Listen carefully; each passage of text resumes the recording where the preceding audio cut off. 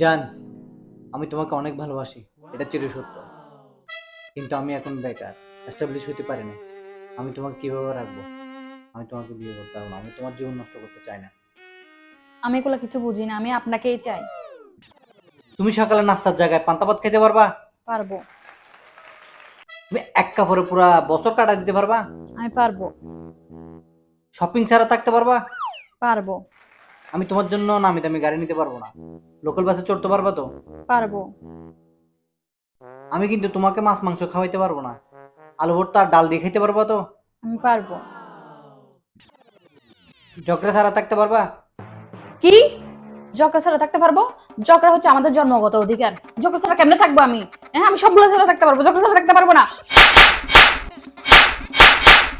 জান, আমি ঝগড়ার কথা বলছি যে মায়ের কথা তো বলি নাই।